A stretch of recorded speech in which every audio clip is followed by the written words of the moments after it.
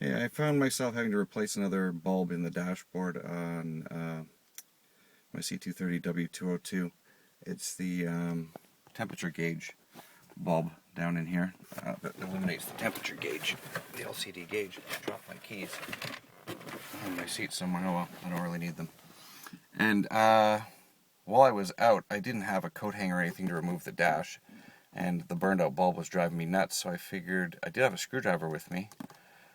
And I figured out how to get the gauge cluster without using a puller made from a coat hanger or anything like that. And pretty simply, over here you've got your speaker grill cover. And if you look inside, let's see if I've got that light on in there enough. There's a little tab up to the top of the left. I'm just touching it with the screwdriver here. Push in on that and up, and your tweeter will come right out. Push it aside.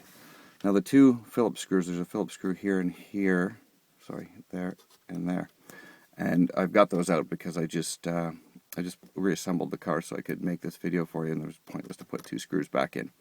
Take those two Phillips screws out, and then on the bottom of the vent here, now you can see on both sides there and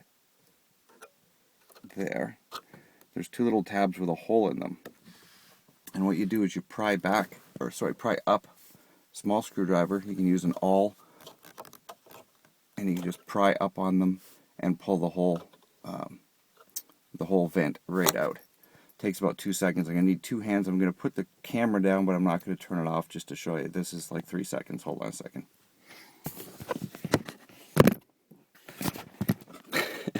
Enjoy the view of my garage for 3 seconds.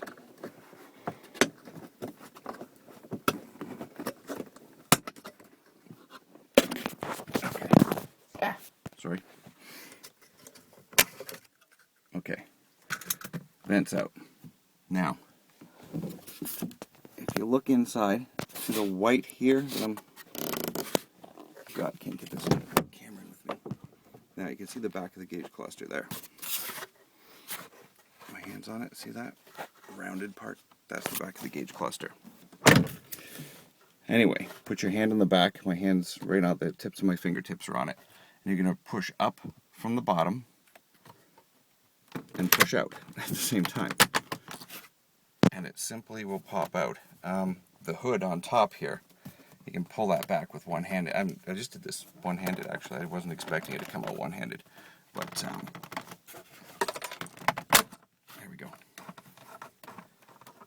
Back up so you can see that. Anyway, the cluster's popped out, and now I can get to the back to the bulbs. Again, like I said in the last video, if you don't want the plastic to scratch, or if you're afraid it's going to scratch, cover it in masking tape or just put a rag over top of it.